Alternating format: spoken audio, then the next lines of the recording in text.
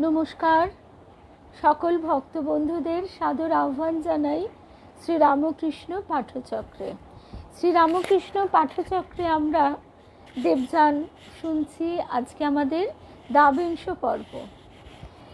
সেদিন আমরা শুনেছিলাম যে পুষ্প এবং যতীন এক অদ্ভুত রূপ দেখল। কি এক অদ্ভুত দৃশ্য তাদের নয়নগোচর হলো, সে কথা কিন্তু আমরা আর শুনিনি।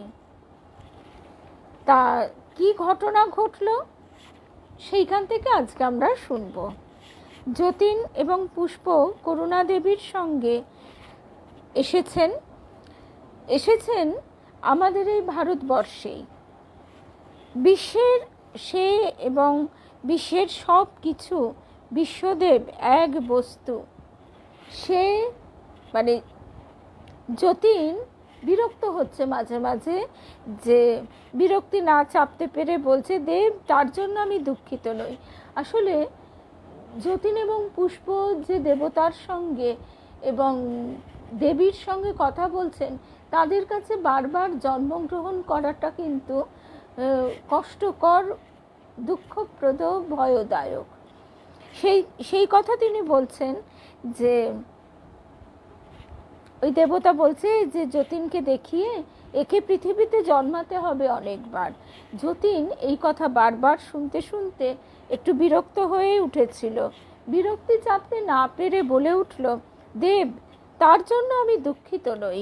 পৃথিবীতে জন্ম নিলে কষ্টটা কি আমি জানি।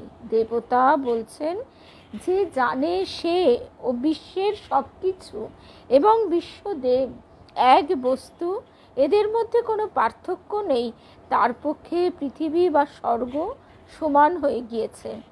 যে জানে পৃথিবীর সব কিছুই তিনি, তার কাছে পৃথিবী ও স্বর্গ একই সুরে বাঁধা মোহন সঙ্গীতে।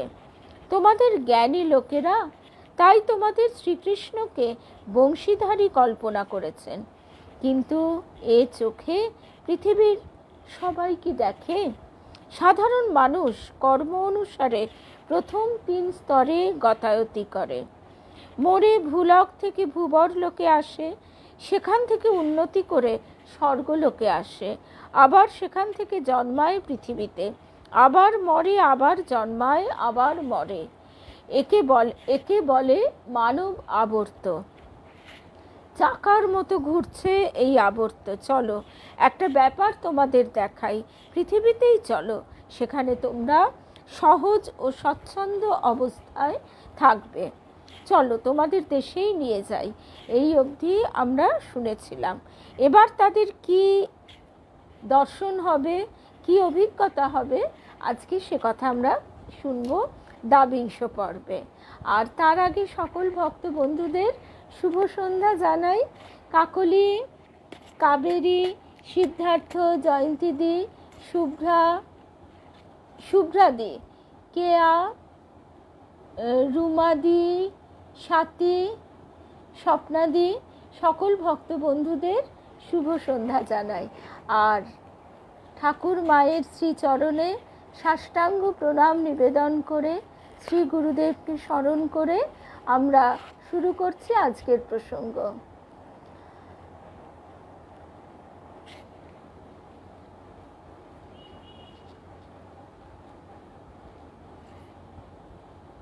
আচ্ছা, এখানে একটা কথা এইমাত্র আমার পপ আপ মেসেজে দেখা গেল যে আগামীকাল লালজির ঝুলন যাত্রা। আমার একটু সন্দেহ ছিল, আমি বেবি মাকে জিজ্ঞাসা করেছিলাম, কিন্তু মা তো কোনো উত্তর দেননি। হোয়াটসঅ্যাপেই জিজ্ঞেস করেছিলাম। এইমাত্র মোহনা আমাকে লিখেছে যে সিদ্ধার্থদা বলল আগামীকাল। তাহলে আমি একটু পরে, আমাদের পাঠের পরে, বেবি মাকে ফোন করে আবারও জিজ্ঞাসা করব আর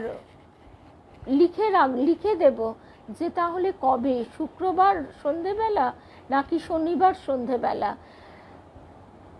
কারণ এমনিতে এবারে বারে এই তিথি, সূর্যোদয় ইত্যাদি নিয়ে কিন্তু একটু কনফিউশন হয়ে যাচ্ছে। যাই হোক, এখন আপাতত মনোনিবেশ করি আমাদের প্রসঙ্গে। যদি আগামীকাল সন্ধেবেলা হয় তাহলে আগামীকাল পাঠচক্র বন্ধ থাকবে, আমরা সবাই লালজির কাছে যাব। আর রবিবার সকালবেলা আমাদের ইচ্ছা আছে মায়ের কাছে যাব বাগবাজারে। আচ্ছা, তাহলে এবার শুরু করি।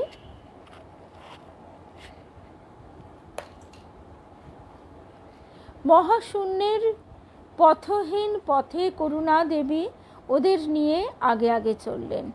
দূরে একটা কি বিশাল গ্রহ নিরন্ধ্র অন্ধকার সমুদ্রে পাক খেয়ে খেয়ে ঘুরছে।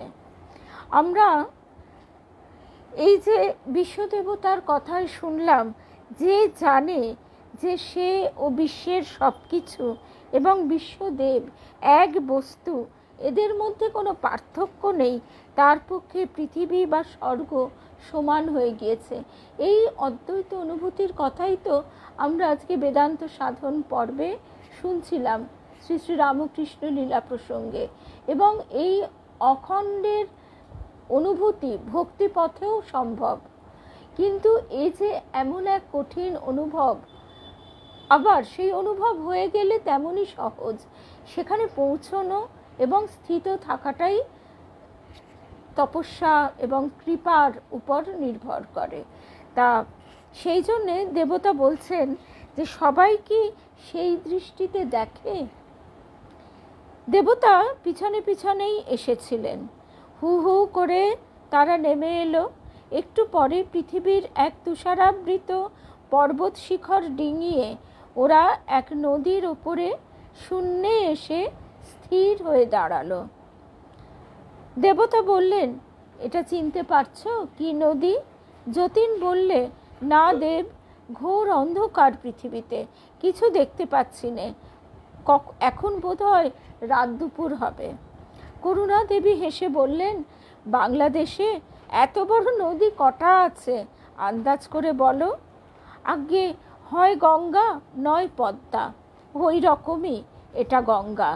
দেবতা হেসে বললেন, তুমিও ঠিক বলতে পারলে না, গঙ্গা তো বটে, মুর্শিদাবাদ জেলার গঙ্গা।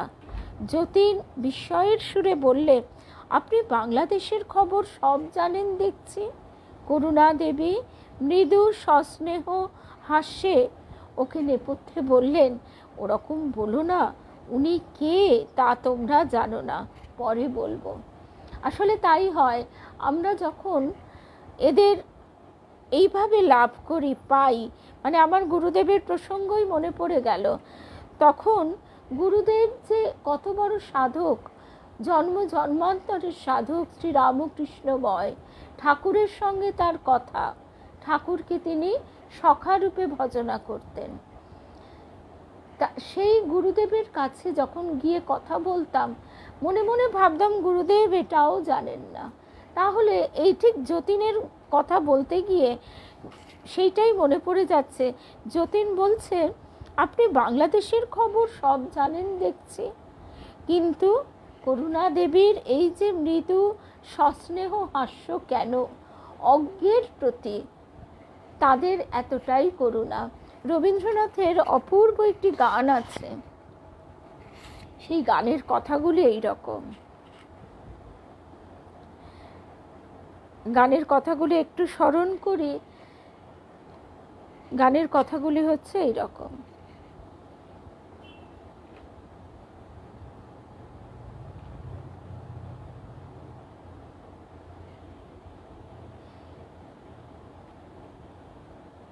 কথাগুলো আমার নিজেরই আবার গুলিয়ে যাচ্ছে, আসলে মাইন্ডটা একটু ডিস্টার্বড হয়ে যাচ্ছে।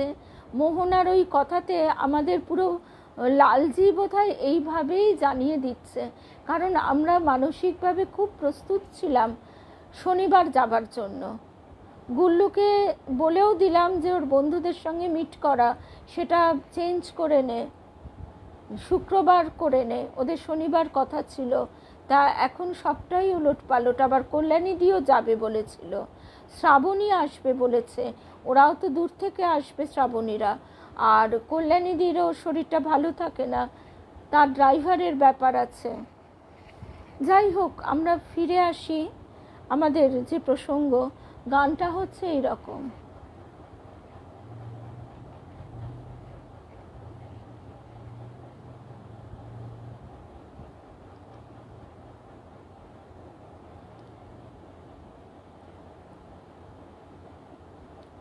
তবু তো এখন এই গুগলের দৌলতে, ইন্টারনেটের দৌলতে আমাদের একটুখানিও যদি মনে পড়ে সবটাই খুঁজে পাওয়া যায়।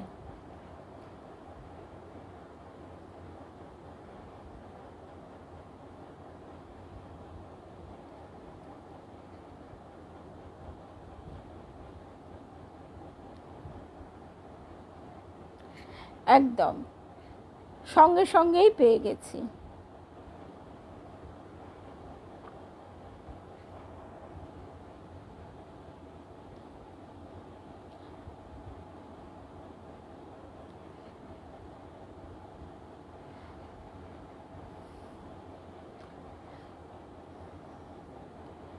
কিন্তু কথাগুলো যেহেতু মাঝখান থেকে লিখেছি আসছে না, একটু প্লিজ আমাকে প্লিজ একটু সময় দাও।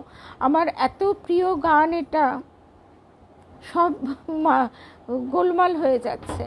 স্তব্ধ আকাশ, নীরব শশী রবি, তোমার চরণ পানে নয়ন করি নত, ভুবন দাঁড়িয়ে আছে একান্ত। আমার খেলা যখন ছিল তোমার সনে, মনে পড়েছে। হ্যাঁ, গানের কথাগুলো এতটাই মানে অ্যাপ্রোপ্রিয়েট যে শুভ সন্ধ্যা চিনুদি রিমা, যে আমরা সত্যি আমাদের গুরুর কাছে গিয়ে যখন কত রকমের কথা বলি, কত কিছু আমাদের মনের ভিতর বয়ে যায়, তখন আমরা বুঝতে পারি না। রবি ঠাকুর লিখছেন, আমার খেলা যখন ছিল তোমার সনে, তখন কে তুমি তাকে জানতো, তখন ছিল না ভয়, ছিল না লাজ মনে, জীবন বহে যেত অশান্ত। তুমি ভোরের বেলা ডাক দিয়েছ কত, যেন আমার আপন সখার মতো, হেসে তোমার সাথে ফিরেছিলেম ছুটে, সেদিন কত না বন বনান্ত। গুরুদেব বলছেন, কিরে সিনেমা দেখতে যাবি? গুরুদেব হাতে করে ফুলের টপটা নিয়ে এসে বলছেন, কিরে এত শখ করে কিনলি, ফেলে এলি? ওগো সেদিন তুমি গাইতে যেসব গান, কোনো অর্থ তাহার কে জানতো, শুধু সঙ্গে তারই গাইতো আমার প্রাণ, সদা নাচত হৃদয় অশান্ত। হঠাৎ খেলার শেষে আজ কি দেখি ছবি, স্তব্ধ আকাশ, নীরব শশী রবি, তোমার চরণ পানে নয়ন করি নত, ভুবন দাঁড়িয়ে আছে একান্ত। অর্থাৎ তুমি যে কে সে তো আমি বুঝিনি, কিন্তু তখন তোমার সঙ্গে এমনি করেই মহানন্দে খেলায় মত্ত ছিলাম। অবতার লীলা তো এই, তারা আমাদের সঙ্গে এইভাবে নিজেদের মিলিয়ে মিশিয়ে একাকার করে দেন, যাতে আমরা তাদের দিকে এগিয়ে যেতে পারি, আমাদের মন যাতে ঊর্ধ্বমুখী হয়। তাই যতীনের যখন মনে হচ্ছে যে আপনি বাংলাদেশের সব খবর জানেন দেখছি, করুণা দেবী মৃদু সস্নেহ হাস্যে ওকে নেপথ্যে বললেন, ওরকম বলো না, উনি কে তা তোমরা জানো না, পরে বলবো। একটা ছোট্ট খাল, একটা আম বাগান, মুর্শিদাবাদ জেলা, সুতরাং বন বাগান বেশি নেই, মস্ত বড় মাঠ একদিকে, একদিকে ছোট্ট একটি গ্রাম। যতীন বিস্ময়ের সঙ্গে লক্ষ্য করল, সেই ঘোর অন্ধকারের মধ্যেই গ্রামের ঘরের আনাচে কানাচে অনেকগুলি নিম্ন স্তরের ধূসর ও মেটে সিঁদুরের রঙের আত্মা ঘুরে বেড়াচ্ছে, কেউ এ বাড়ি কেউ ও বাড়ি। তারা যদি মানুষ হতো তবে আনাচে কানাচে এদের এমনতর গতিবিধি থেকে সন্দেহ হতো এরা বুঝি চোর বা ডাকাত। যতীন অবাক হয়ে বললে, তাই তো, এরা এরা কি করছে এখানে? পুষ্প হাসি মুখে বললে, আমি বুঝতে পেরেছি অনেকটা, যদি তাই হয় যা ভেবেছি। যতীন বললে, কি পুষ্প, কি ভেবেছ? তরুণ দেবতা বললেন, পুষ্প বুঝেছে, ওরা পৃথিবীতে জন্ম নেবার জন্যে ঘুরে ঘুরে বেড়াচ্ছে, প্রতি রাত্রেই এমনি লোকের বাড়ির আশেপাশে ঘোরে, কিন্তু ভিড় বেশি, সবাই সুবিধে পায় না। তৃষ্ণাই পুনর্জন্ম গ্রহণ করায়। ভূবর লোক ওদের ভালো লাগছে না, সেখানে পৃথিবীর স্থূল বাসনা কামনার পরিতৃপ্তি হয় না, সুতরাং ওরা চাইছে আবার দেহ ধরতে। কিন্তু তার প্রার্থী অনেক ওদেরই মতো, সুতরাং জন্ম নিতে চাইলেও জন্ম নেওয়া হয় না। উচ্চতর আত্মারা বংশ দেখে, পিতামাতা দেখে জন্ম নেওয়ার সময়ে। এদের সেসব নেই, যে কোনো বংশে জাত কুল হলেই হলো, দেহ ধারণ নিয়ে কথা। যতীন বললে, দেব, এরা কতদিন ধরে এমন ঘোরে? পৃথিবীর হিসেবে কেউ কেউ 10 বছর পর্যন্ত ঘোরে। এই এক যন্ত্রণাদায়ক অবস্থা। এই অবস্থাকে প্রেতত্ব বলো তোমরা। কারো স্বাধীন কাজে আমরা কোনো বাধা দেই না। জীব যখন নিজের ভ্রম বুঝবে তখন সে নিবৃত্ত হবে। যতদিন তৃষ্ণা ততদিন তাকে বাধা দিয়ে ফল হবে না। ওই যে ঠাকুর যেমন বলতেন যে শুকনো মামড়ি আপনি খসে যাবে, কিন্তু যদি কাঁচা ঘায়ের মামড়ি টেনে ছেঁড়া হয় তাহলে রক্তপাত হবে, এমনকি ঘা হয়ে চরম অবস্থা নিতে পারে। তাই দেবতা বলছেন যতদিন তৃষ্ণা ততদিন তাকে বাধা দিয়ে ফল হবে না। সে ভূবর লোকে ঘোর অসুখী অবস্থায় থাকবে, তার চেয়ে যাও বাপু, পৃথিবীতেই গিয়ে সুখী হও। চলো, এখানে কষ্ট হচ্ছে আর নয়। আমরা একটা জিনিস লক্ষ্য করলে দেখি যে আমাদের শাস্ত্রে ভ্রূণ হত্যা মহাপাপ। এগুলি সাধারণত যারা খুব অসংযমী, যে পিতামাতা অসংযত, যে পিতামাতা ভোগী, তাদের ঘরেই এই ধরনের অন্যায় অনাচারগুলি ঘটে থাকে, ভ্রূণ হত্যা। তারপর তাদের ঘরেই দেখা যায় বহু রকমের নিম্ন স্তরের নিম্ন মেধার আত্মার জন্ম হচ্ছে। তারা সেই এক স্থূল ভোগের জীবনেই একেবারে ঘুরপাক খাচ্ছে। তাদের মধ্যে ঈশ্বর চিন্তা বলে কিছু মাত্র নেই, সেই ইচ্ছাও তাদের ভিতরে নেই। অর্থাৎ এই কথাটি আমরা আরও বিস্তৃত ক্ষেত্রেও যদি চিন্তা করি, যে ঠাকুরও কিন্তু বলেছেন, মাগো তুমি কে মা যে আমায় গর্ভে ধারণ করেছিলে এই দেহকে? স্বামীজিও বলেছেন যে তুমি এত শিব পূজা করেছিলে, আবার করো, আবার একটি বিবেকানন্দ পাবে। ঠাকুর এই শ্রী শ্রী মা কতবার বলেছেন তার ভাইদের, তাদের ভাই বউ সব পাগল, এই ওই সেই, তাদের বলেছেন আমার বাপ কীরকম মানুষ ছিলেন, ওই রকম উদার নিঃস্বার্থপর, যে তার ঘরে যেটুকু খাবার ছিল সেটুকু তিনি সকলের জন্য বাটোয়ারা করে দিয়েছেন। আমার মা ছিলেন স্বয়ং যেন গৃহলক্ষ্মী। তা সেই জন্য তাদের ঘরেই অবতারের আগমন। ঠাকুরের ক্ষেত্রেও তাই। পিতা ক্ষুদিরাম, মাতা চন্দ্রমণির কথা আমরা যদি অনুধ্যান করি তাহলে বুঝতে পারি। আজও আমরা দেখতে পাই যে যত শুদ্ধাচারী সংযত পিতামাতা হয় তাদের ঘরে সন্তানও কিন্তু সেই রকম ঈশ্বরীয় ভাব নিয়েই জন্মায়, তাদের সেই প্রার্থনাও থাকে। কিন্তু তা না হলে এই রকম ভোগী স্থূল এই ধরনের আত্মা তাদেরই কিন্তু ছটফটানি থাকে। ওরা যেখানে এসে বসলো সেটা একটা পর্বত বিশিখর, বড় চমৎকার পাইন এবং দেওদার গাছের নির্জন অরণ্যানি। আমরা আরেকটা জিনিসও এই প্রসঙ্গে মনে পড়ল, এগুলি কিন্তু সাধু মুখে শোনা, নিজেদের ধারণা থেকে আমি বলছি না, সাধু মুখে শাস্ত্রবাক্য উদ্ধৃত করে তারা বলছেন যে এই যে আজকে আমরা এত বিধ্বংসী বন্যা ইত্যাদি দেখতে পাই, তার মূল কারণ হচ্ছে মানুষের চূড়ান্ত অসংযম সর্বদিক দিয়ে।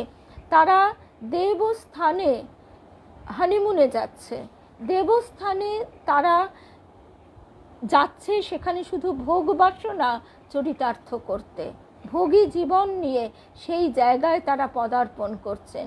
যারা যোগী তারা সেই স্থান থেকে উচ্চে আরও উচ্চে চলে যাচ্ছেন বটে, কিন্তু কার্যকারণ ফলের চক্রে পড়তেই হবে। এবং শুধু এটা তো গেল খুব সূক্ষ্ম কথা, স্থূলভাবেও চরম অনাচার, সেখানকার ভূমি, সেখানকার প্রকৃতিকে অমান্য করে যে ধরনের মানে সভ্যতার করাল থাবা এগিয়ে যাচ্ছে, তার মানে ফল তো আমাদের পেতেই হবে। বেশি দিন আগেকার কথা নয়, আমার পুত্রের জন্মের পর আমরা তখন মানে জন্মের আগে থেকেই প্রতি বছর আমরা পুরীধামে যেতাম একাধিকবার বছর, এবং যেহেতু মহাপ্রভুর কৃপা লাভ হয়েছিল সেই জন্য পুত্রের জন্মের পরও আমরা বছরে 2বার, কখনো 3বারও হতো। তা সেরকমই বোধহয় দ্বিতীয়বার আমরা প্রথম তোতাপুরীজির আশ্রমে গিয়েছিলাম। একজন টোটো দাদাই নিয়ে গিয়েছিলেন, আমরা কিন্তু তার আগে জানতাম না। তখন সেই জায়গার যে পরিবেশ যা দেখেছিলাম তার সঙ্গে আজকে আকাশ পাতাল তফাৎ। সে রীতিমতো ঝাউবন পার হয়ে একেবারে বালিয়াড়ি এবং উঁচু বালির পাহাড়ই বলা চলে, তার উপরে উঠে ছোট্ট মন্দির। আজকে সেই জায়গায় কংক্রিটের জঙ্গল, ঝাউ গাছগুলিকে ধ্বংস করে তার করাল থাবা বাড়িয়ে দিয়েছে। তারপরে ছাঙ্গু গিয়েছিলাম, সেদিন কাবেরীকেও সেই কথাই বলছিলাম, ওরও দেখা, শুধু ওর কেন, আরও অনেকেরই আমি দেখছিলাম এই ধারালি গ্রামে তাদের হোমস্টেতে থাকা ইত্যাদি ইত্যাদির কথা থেকে, যে এত সুন্দর একটি ছোট্ট নির্জন জায়গা কিভাবে প্রকৃতির কাছে একেবারে পরাজিত হলো। সে ছাঙ্গুতে গিয়ে মনে হচ্ছে একটা মেলাতলায় গিয়ে পৌঁছেছি। তার মধ্যে মানে শুধু গাড়ি নয়, সেখানে মিলিটারিদের রীতিমতো ব্যারাক, সেটাও এখন মানুষের হানাহানি, মানুষের নীচ মনোবৃত্তির কারণেই তো তৈরি করতে হয়েছে। তার সঙ্গে মানে হোটেল থেকে শুরু করে গাড়ি বোধহয় লাখো লাখো, তারপরে ওটাকে কি বলে রোপওয়ে, সমস্ত কিছু দিয়ে সেই জায়গার যে মাধুর্য বৈশিষ্ট্য সেসব আর কিছুই নেই। নৈনিতাল ইত্যাদি তাই, গোপালপুরম সি, সমস্ত ক্ষেত্রেই বহু ক্ষেত্রে আমার মা তাই বলতেন যে সব জায়গা ছোটবেলায় দেখে নিয়েছো, দ্বিতীয়বার না দেখলেও চলবে, সেই স্মৃতিটুকুই থাক। তা এখানেও আমরা সেই কথাই দেখছি যে পৃথিবীর এই স্থূলত্বের যতটা বিস্তার ঘটবে ততই এই সূক্ষ্ম বোধের থেকে সে দূরে সরে যাবে। তাই যতীন যখন বলছে তখন দেবতা বলছেন যে এই অবস্থাকে তোমরা বলো প্রেতত্ব। কারো স্বাধীন কাজে আমরা কোনো বাধা দিই না। জীব যখন নিজের ভ্রম বুঝবে তখন সে নিবৃত্ত হবে।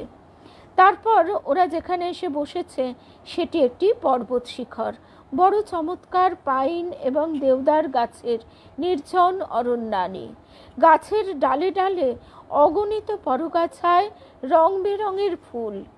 পায়ের নিচে পৃথিবীর অন্ধকারে ডুবে আছে গভীর রাত্রি।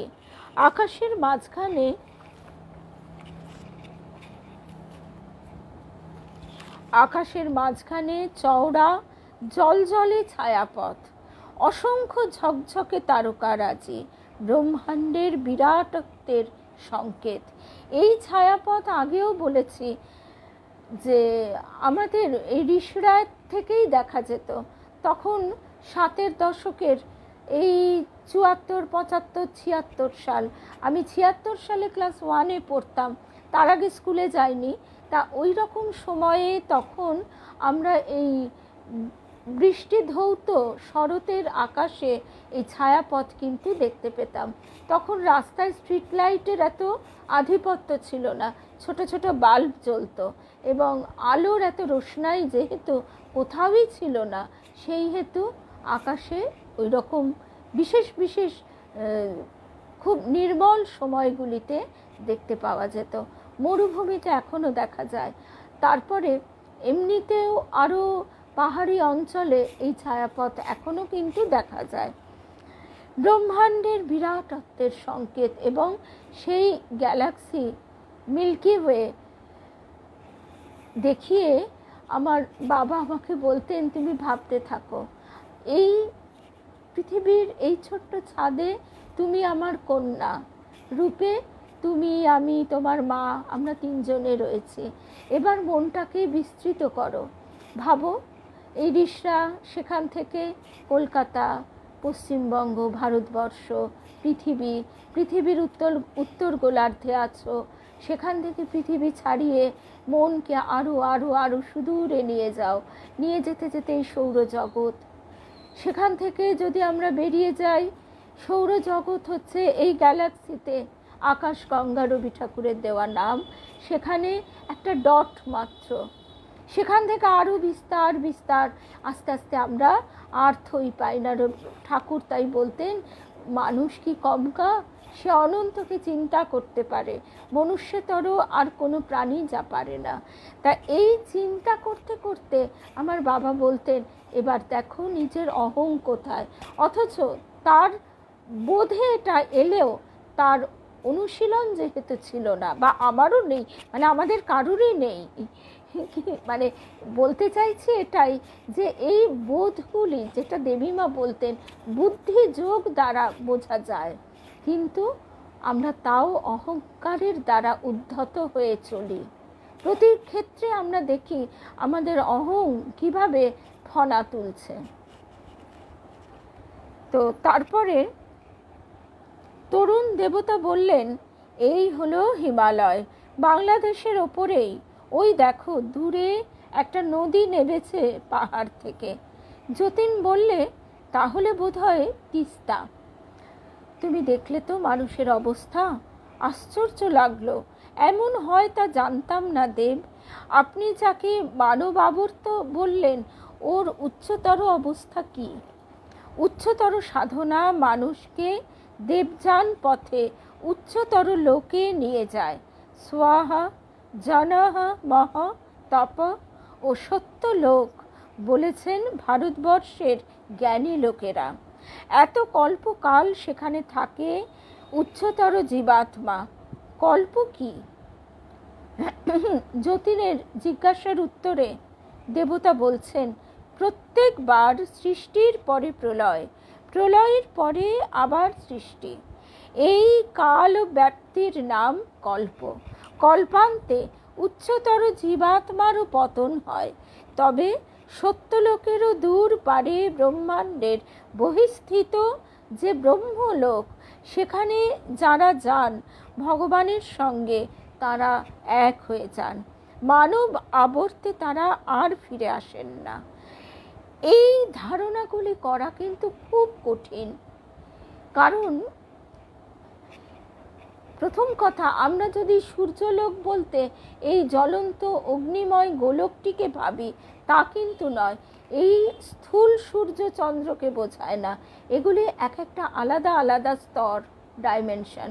যেমন আমাদের গুরুদেবের বলা কথাগুলি থেকে যে বইটা আমরা শুনছিও, সেখানে হঠাৎ একটা পাতায় দেখলাম, যার কথা আগেও বলেছি, বিশ্বনাথ জেঠু, যিনি আমার বাবাকে প্রথম গুরুদেবের কাছে নিয়ে যান। গুরুদেব তার সম্বন্ধে বলছেন, ও বিশ্বনাথ আগে শ্যামাচরণ লাহিড়ীর দলে ছিল। গুরুদেবের সাধনা বিগত 7 জন্মের কথা গুরুদেব তো নিজেই জানিয়েছেন, বলতেন আমাদের। তো সেই বিশ্বনাথ জেঠু তিনি কত উচ্চ স্তরের, অথচ তাকে দেখলে বোঝার উপায় মাত্র নেই। বারুইপুর না, জয়নগরে থাকতেন। তার স্ত্রী কিন্তু মোটেই সেই রকম উচ্চ ভাবাপন্ন ছিলেন বলে শুনিনি, বরঞ্চ বেশ কিছুটা মানসিক কষ্টই ছিল তার স্ত্রীর, যেহেতু তিনি নিঃসন্তান ছিলেন।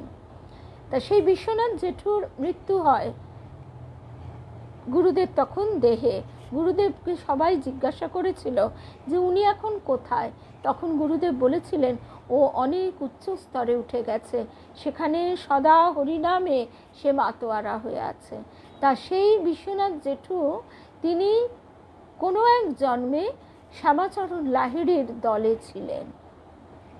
অর্থাৎ আমরা বারবার এটা বুঝতে পারি, আমরা ঠাকুর মায়ের কথাতেও পাই, তারা জন্ম জন্মান্তর দেখেন সেই রকম উপযুক্ত পরিবেশ, উপযুক্ত পিতামাতার ঘরে সেই আত্মাকে টেনে আনেন, যাতে তার ঈশ্বরীয় পথে চলা সহজ সুগম হয়, সেই দিকে সে যায়। আর তার যদি অন্যদিকে ভোগ থাকে, অন্যদিকে যদি তার বিস্তারের ব্যাপার থাকে, অর্থাৎ এই যে যারা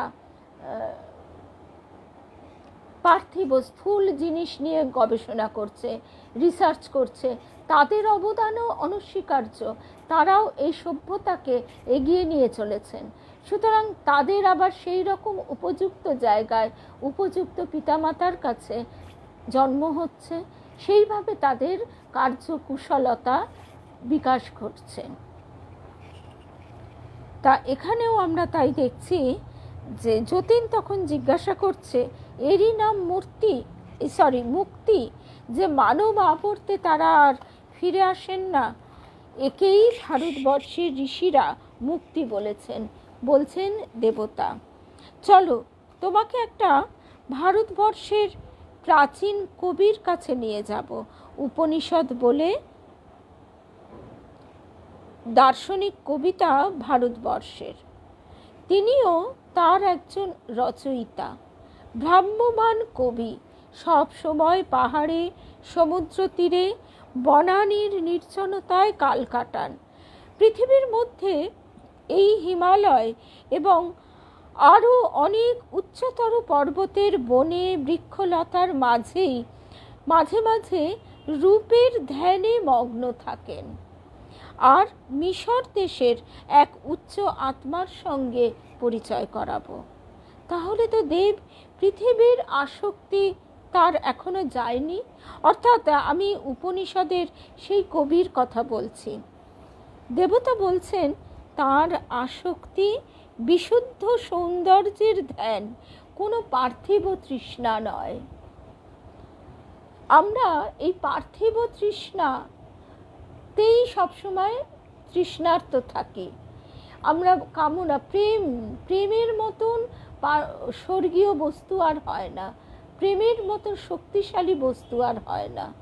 বস্তু কথাটা বলা ভুল, মানে প্রেম নিজেই হচ্ছে এক অপূর্ব সুন্দর শক্তি।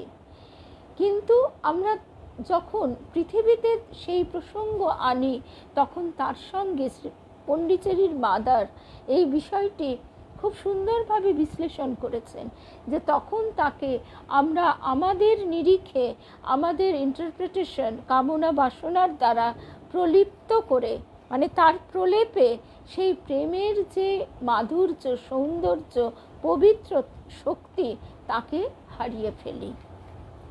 তাই দেবতা বলছেন তার আসক্তি বিশুদ্ধ সৌন্দর্যের ধ্যান, কোনো পার্থিব তৃষ্ণা নয়। তাই জনলোকের অধিবাসী নিজের আনন্দের জন্য নেমে আসেন পৃথিবীতে তার সৃষ্টিকে দেখবার জন্য। তার আগমনে পৃথিবীর অনেক উপকার, বহু লেখক ও কবিকে অদৃশ্যভাবে প্রেরণা দান করেন। সেই জন্যই তিনি পৃথিবীতে আসতে ভালোবাসেন। পৃথিবীর হিসেবে বলতে গেলে বহু শতাব্দী ধরে পৃথিবীতে এই কাজ তিনি করছেন।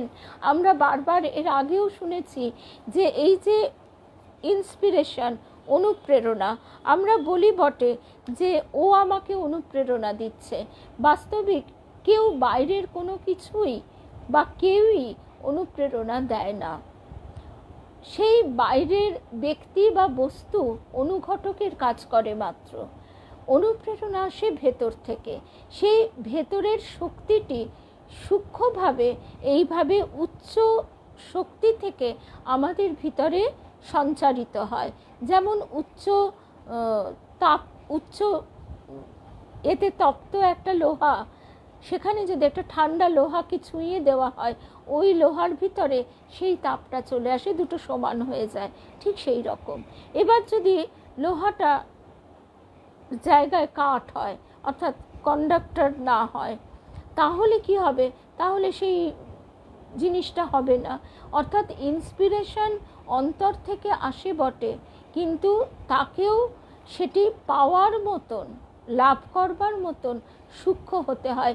এই যে রেডিও যন্ত্রটি সে বেতার তরঙ্গটি ধরতে পারে, সেইভাবে সেটির ভিতরে যন্ত্রপাতি আছে। তা মানুষ যদি এহেন যন্ত্র তৈরি করতে পারে, তা ঈশ্বরের সৃষ্ট যন্ত্র আমরা কত উন্নত। কিন্তু আমরা নিজেদের শক্তিটাকে অপব্যবহার করি, ব্যয় করি, ক্ষয় করি। সেই কারণে আমরা সেই উচ্চতর শক্তির সঙ্গে নিজেদের সংযুক্ত করতে পারি না। ওই যে রবি ঠাকুর বলছেন, আমার বেলা যে যায় সাঁঝ বেলাতে, তোমার সুরে সুরে সুর মেলাতে। তার সুরে আমরা সুরটা মেলাতে আর পারি না। আবার বলছেন, মনে হয় যে পাবো খুঁজি ফুলের ভাষা যদি বুঝি। অর্থাৎ এই নীরবতার মধ্যে দিয়ে নিজেকে যত আমরা ফাইন টিউন করতে পারবো, ততই আমরা তার সঙ্গে নিজেকে যুক্ত করতে পারবো। এই অ্যাডাপ্টার হতে হবে নিজেকে সুন্দরভাবে, যাতে আমরা রিসেপ্টিং পাওয়ারটা আমাদের ভিতরে যত আমরা বাড়াতে পারবো। তারপরে যে কথায় আমরা ছিলাম, হ্যাঁ, তার আসক্তি বিশুদ্ধ সৌন্দর্যের ধ্যান, কোনো পার্থিব তৃষ্ণা নয়। তাই জনলোকের অধিবাসী নিজের আনন্দের জন্য নেমে আসেন পৃথিবীতে। তার আগমনে পৃথিবীর অনেক উপকার বহু লেখক ও কবিকে অদৃশ্যভাবে প্রেরণা দান করেন। সেই জন্যই তিনি পৃথিবীতে আসতে ভালোবাসেন। এমনকি বিজ্ঞানের আবিষ্কারেও আমরা শুনি যে ঠিক শেষটুকু আর হচ্ছে না। গল্পগুলো তো এখন ভুলে গেছি, কত শুনতাম বাবার কাছে, ছোটবেলায় বইতেও পড়েছি, স্বপ্নে যেন সেটা ক্লিক করে গেল। পৃথিবীর হিসেবে বলতে গেলে বহু শতাব্দী ধরে পৃথিবীতে এ কাজ তিনি করেছেন। তার কাজই ওই। আমার সঙ্গে তার যথেষ্ট বন্ধুত্ব। আমার নিজের কাজে তিনি যথেষ্ট সাহায্য করেন আমায়। সুতপা অনেক পরে জয়েন করলে ফলো করতে অসুবিধা হবে, একটু শুনো প্রথম থেকে কেমন। তরুণ দেবতা বললেন, হ্যাঁ, এবার পুষ্প বিনীতভাবে বললে, দেব, একদিন আমাদের কুটিরে পদার্পণ করবেন দয়া করে, আপনার বন্ধু সেই তাকেও নিয়ে। পরে দেবীকে দেখিয়ে বললে, ইনিও যাবেন, আমায় বলেছেন দয়া করে। তরুণ দেবতা বললেন, নিশ্চয়ই যাব। পুষ্প তার চরণ স্পর্শ করে প্রণাম করে বললে, আমাদের ওপর আপনারই করুণার জন্য ধন্যবাদ। যতীন বললে, প্রভু, আমার সঙ্গে এক মায়াবাদী সন্ন্যাসীর দেখা হয়েছিল। তিনি তার নিজের শক্তি আমার মধ্যে সঞ্চারিত করে আমায় নির্বিকল্প সমাধি লাভ করিয়েছিলেন। সে এক অপূর্ব অনুভূতি, সে কথা আমি এখনো ভুলিনি। দেবতা বললেন, তিনি কোনো যোগী সাধক হবেন, ব্রহ্মে লীন হওয়ার আস্বাদ ইচ্ছা মতো ভোগ করেন, মুক্ত পুরুষ। তার ইচ্ছা মতো কায়াবুহ রচনা করে যে কোনো দেহে অনুপ্রবেশ করতে পারেন। সমস্ত ঐশ্বর্য ওদের সংকল্প মাত্রেই উপস্থিত হয়। আমরা বাবাজি মহারাজের কথা শুনেছি। বাবাজি মহারাজ যিনি কল্পান্ত স্থায়ী গুরু, শ্যামাচরণ লাহিড়ির গুরু, তিনি যোগীরাজ শ্যামাচরণ লাহিড়িকে সেই শূন্যে রাজপ্রাসাদ নির্মাণ করিয়ে দেখিয়েছিলেন। একথা আমরা কিন্তু দেবযানে আবার শুনেছি, এবং ওই যোগানন্দ পরমহংসের বইটি থেকে আবারও শুনব। ওই বইটিও আমরা পরপর শুনব, এরকম ইচ্ছে আছে দেবযান শেষ হয়ে গেলে। তার ইচ্ছা মতো কায়াবুহ রচনা করে যে কোনো দেহে অনুপ্রবেশ করতে পারেন। আবার আদি শঙ্করাচার্য, তার প্রসঙ্গেও আমরা শুনেছি যে তিনি কিভাবে মৃত রাজার দেহে প্রবেশ করলেন, নিজের দেহটিকে গুহায় তার যারা শিষ্য তাদের তত্ত্বাবধানে রেখে, যাতে কারোর হাতে সেই দেহটি না পড়ে। এবং তিনি যখন রাজার দেহে প্রবেশ করলেন সুরত বিদ্যা লাভ করবার জন্য, তখন রানী এবং মন্ত্রী তারা কিন্তু বুঝতে পেরেছিলেন রাজার আচরণ পূর্বের রাজার ন্যায় নয়, এবং তারা এটাও অনুমান করেছিলেন যে নিশ্চয় কোনো যোগী পুরুষ এই কাজ করছেন। সুতরাং এই বিদ্যাটি তখন কতখানি প্রচলিত ছিল, মানুষ তখন জানতো, নিজে না পারলেও বিষয়টি তারা জানতো। প্রভু, ভারতবর্ষ ছাড়া অন্য কোনো দেশে এই ব্যাপারে চর্চা ছিল? নিশ্চয়ই। যে কোনো দেশে যে কোনো সৎ ঈশ্বরের ভক্তিমান লোক মানব আবর্তকে জয় করতে পারেন। বিশ্বের যিনি কর্তা তিনি কোনো বিশেষ দেশ বা বিশেষ জাতিকে কৃপা করেন না। আচ্ছা, যতীন বলছে, আমাদের দেশে যারা বলেন ভগবানের নাম জপ করলে মুক্তি, যেমন ধরুন বৈষ্ণব সম্প্রদায়, তাদের মত কি সত্য? দেবতা বলছেন, ভক্তি দ্বারা তারা ভগবানে আত্মস্থ হয়ে দেবযান প্রাপ্ত হন। ভক্তি দ্বারা তারা ভগবানে আত্মস্থ হয়ে, অর্থাৎ ভগবানের সঙ্গে তারা একীভূত হয়ে দেবযান প্রাপ্ত হন। জীব মাত্রেই ব্রহ্মের অংশ জানবে, অর্থাৎ একটি বিশাল অগ্নি কুণ্ড, সেখান থেকে যদি স্ফুলিঙ্গ উঠতে থাকে যেরকম হয়। উপাধি ও নামরূপ ত্যাগ করে, আজকে আমরা এই প্রসঙ্গই শুনেছি ঠাকুরের লীলা প্রসঙ্গ অনুধ্যানে, নামরূপ উপাধি অষ্টপাশ এর দ্বারা আমরা আবৃত বলেই আমাদের এই পৃথক বোধ। তা না হলে পৃথক বলে কিছু নেই। এক মহা চৈতন্যে আমরা সবাই, যেমন একটি পুকুরে জলাশয়ে যদি বিভিন্ন আকৃতির ঘট ইত্যাদি ডুবিয়ে দেওয়া হয়, তার ভিতর বাহিরে একই জিনিস থাকে, শুধু ওই আবরণটির তফাৎ। এই আবরণটি কারোর স্থূল, কারোর একটু কম, কারোর সূক্ষ্ম। এই জন্যই ঠাকুর বলছেন যে তিনি যখন কারোর দিকে দেখেন কাঁচের আলমারির মতন, তার ভিতরে কি আছে সব দেখতে পান।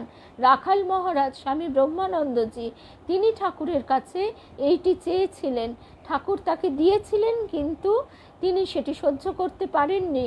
কারণ তিনি বলছেন যে কি মশাই, আমি তো যত লোক দেখছি তার ভিতরে দেখছি আবর্জনার স্তূপ, এটা দেখে আমার কি হবে?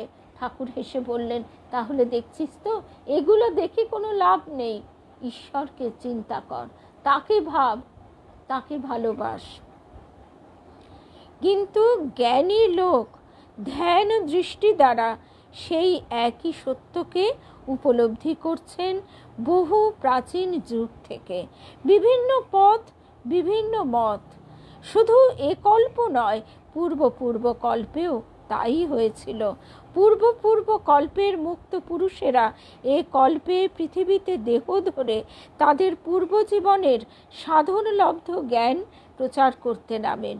তারাই তোমাদের শ্রীকৃষ্ণ, বুদ্ধ, যিশু, শঙ্কর, চৈতন্য, বাল্মীকি, কৃষ্ণদ্বৈপায়ন ইত্যাদি। এই পর্যন্ত বলেই তিনি চুপ করে গেলেন। হঠাৎ পূর্ব দিগন্তে অরুণ সূর্যোদয়, দূর দূরান্তরের তুষারাবৃত শৈলশিখর অনুরঞ্জিত করে অপূর্ব মহিমায় স্বপ্রকাশিত হলো এক মুহূর্তে। পলকে পলকে শিখর থেকে শিখরান্তরে বর্ণ সমুদ্রের বিভিন্ন রঙের ঢেউ গেল ছড়িয়ে। সকলে অবাক হয়ে চেয়ে রইল সেই মহিমময় সৌন্দর্যের দিকে। আজকে এই অবধি শুনলাম। জয় রামকৃষ্ণ। এই সৌন্দর্য যারা দেখেছেন, বা এই যে যারা বিভিন্ন জায়গায় বেড়াতে যায়, আমরাও যতটুকু, তার জন্য যে সবসময় দূরে যেতে হয় তাও নয়। ওই রবি ঠাকুর আবার ওই দেখা হয় নাই চক্ষু মেলিয়া, ঘর হতে শুধু দুই পা ফেলিয়া, একটি ধানের শীষের উপর একটি শিশির বিন্দু।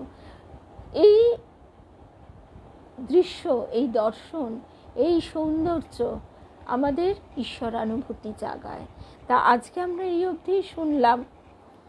আর একটা সমস্যাটা হচ্ছে যে এই পাঠ শুরু করতে করতেই পপ আপ মেসেজে দেখলাম মোহনা বলছে যে আগামীকাল লালজির ঝুলন যাত্রা। অ্যাকচুয়ালি এবার একটু তো কনফিউশন ছিলই, আজ না আগামীকাল না শনিবার। আমি শনিবার ভবানী মায়ের মুখে শুনে এসেছিলাম। এর মধ্যে বেবিমাকে ফোন করে হোয়াটসঅ্যাপ করেছিলাম। তো মায়েরা তো সবসময় অত সজাগভাবে দেখেনও না, বলেনও না। একটু ফোন করে জেনে নিই যে তাহলে লালজি কবে নিচে আসবেন। আজকে এই অবধি শেষ করছি, আর আবার তাহলে দেখা হবে সেই মতো। আর সেটি আমি আমার প্রোফাইলে লিখেও দিচ্ছি যে লালজির দর্শন কবে, ঝুলনে দর্শনটি কবে, শুক্রবার না শনিবার। জয় রাম কৃষ্ণ, জয় রাম কৃষ্ণ, জয় রাম।